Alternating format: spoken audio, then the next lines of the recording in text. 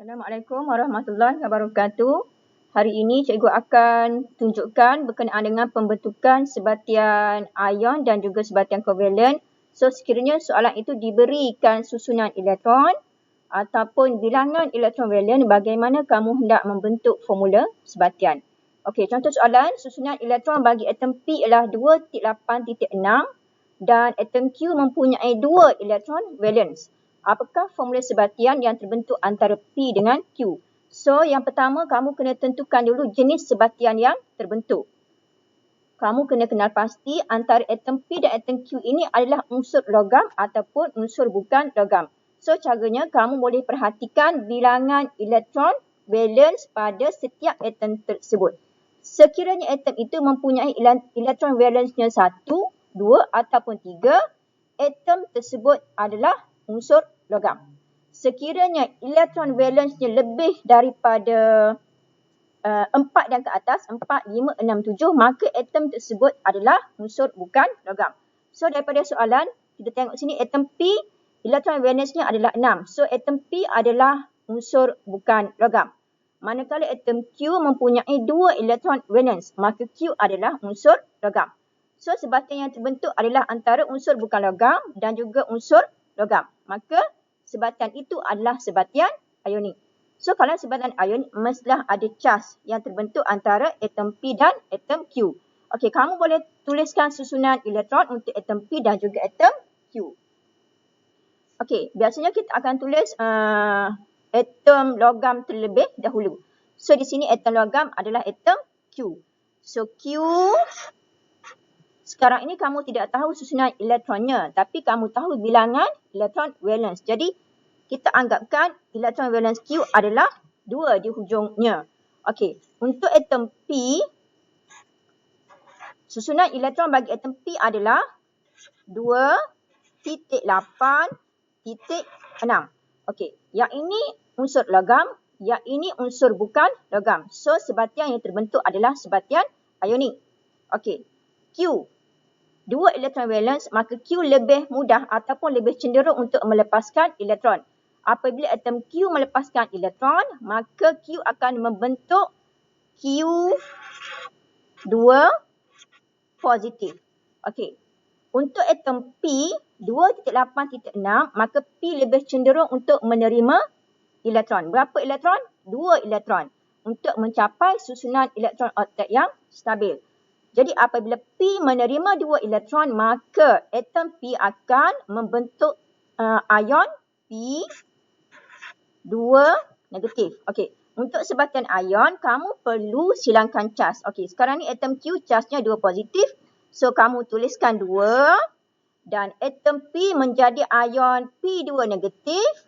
So, kamu tuliskan 2, tuliskan nombor sahaja.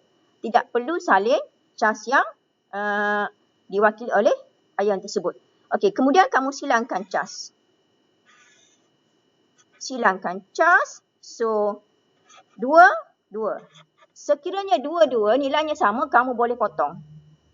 Potong, potong.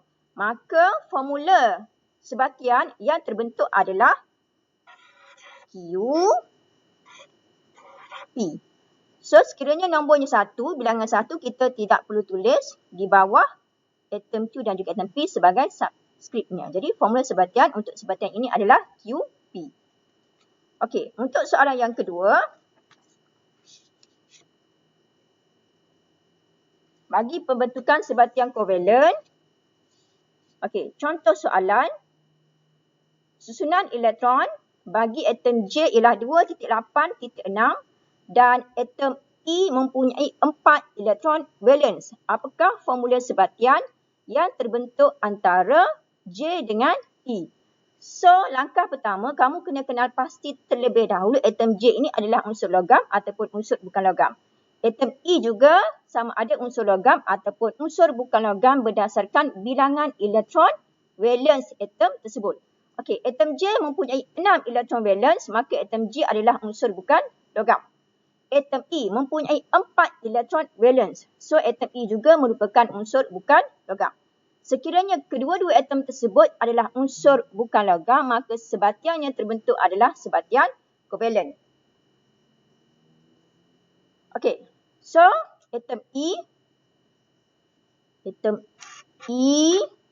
mempunyai 4 elektron valence.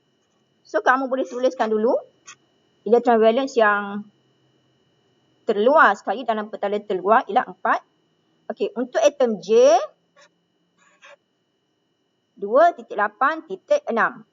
2.8.6. So, atom J memerlukan 2 elektron untuk mencapai susunan elektron oktet yang stabil. Atom E memerlukan 4 elektron untuk mencapai susunan elektron oktet yang stabil. Untuk sebatian ionik, kamu silakan cas. Untuk sebatian kovalen, kamu silakan bilangan elektron yang diperlukan oleh setiap atom tersebut. So, atom E memerlukan 4 elektron, atom J memerlukan 2 elektron, maka kamu silakan bilangan elektron yang diperlukan oleh atom tersebut. So, atom E silang akan jadi 2, atom J 4 silang akan jadi 4. Okey, yang ini kamu boleh ringkaskan kepada nisbah teringkaslah 2, 4. So, kamu boleh ringkaskan menjadi 1, 2. Maka, formula bagi sebatian yang terbentuk adalah E 1, J 2. Sekiranya 1 bilangan atom tersebut, maka kamu tidak perlu tulis nombor 1 itu.